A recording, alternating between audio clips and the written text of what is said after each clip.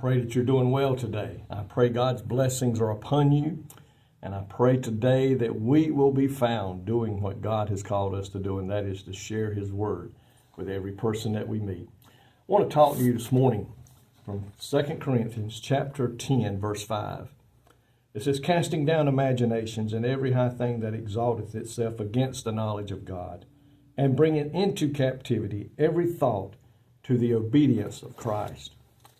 If you look at this verse today, you know what it lets us know, Christians? We are in a war that often starts in our mind. The book written by Joyce Myers, The Battlefield of the Mind, really explains it. It talks about there's a battle going on between us and Satan's armies. And the best place for him to start is here. And we have to be careful today.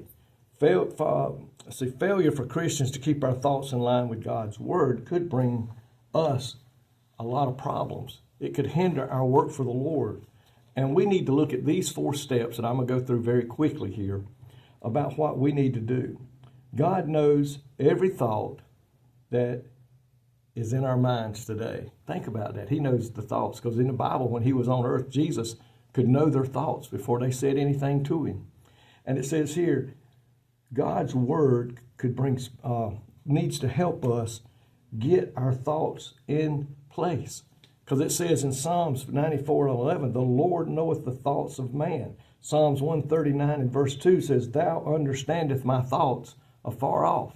So think about that today. When we begin to think something, talk, or whatever, God already knows what we're doing. It says here, some thoughts originate with us. Others come from the devil, the enemy, trying to hinder us and to cause us to stop doing what we're doing for the Lord. The battle to bring our thoughts under Christ is a 2-front battle against our sinful nature and the other of what Satan forces. James 4:7 tells us what to do to overcome the devil. It says, resist the devil and he will flee from you. Don't give in. When these thoughts come into my mind, I begin to rebuke them in the name of our Lord and Savior Jesus Christ. I ask the Holy Spirit to remove that thought from me, to block that thought from me, but like you block a phone number so somebody can't call you, I ask him to block that thought so it can never come back again. And then number 3, be determined in focusing your mind on Christ and heavenly things, not earthly things. Fill our mind with God's Word.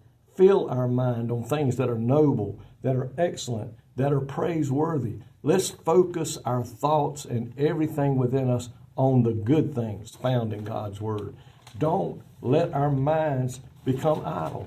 You know, I've often heard idle hands are the workplace for the devil. Our mind, if we just sit there and begin to let our mind drift, it could possibly get us in trouble. So we need to stay focused on the good things that we find in God's Word. And number 4 says, at all times be careful what we let our eyes see and our ears hear. Folks, those 2 are avenues to our soul and into our spirit and into our mind.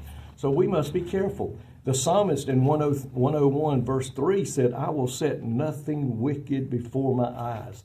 So back in even those days, the psalmist, of course, he didn't have what all we've got today, but there was things back then that they needed to avoid. And he said, I will set no wicked thing before my eyes. So it's up to you and I today, folks. This includes books, magazines, pictures, televisions, programs, and just real life.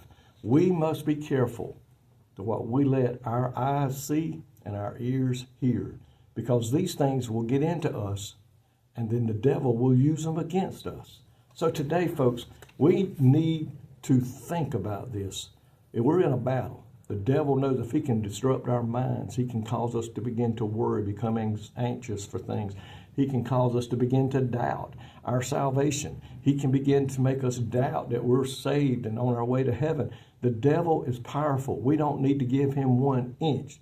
So we need to protect what we see and hear. Watch out for those thoughts that come into our mind. If there comes in there, rebuke them in the name of Jesus Christ. Don't sit there and dwell on them. That's when we begin to get into trouble.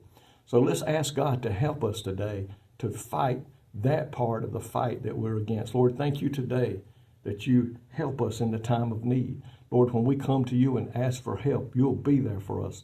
And Lord, through you and the Holy Spirit, we can overcome the things the devil throws at us and brings to us. Help us to keep our mind focused on you, focused on your word, focused on the good things. And Lord, we just pray today that we'll be overcomers through our Savior and Son of God, Jesus Christ. Bless us today.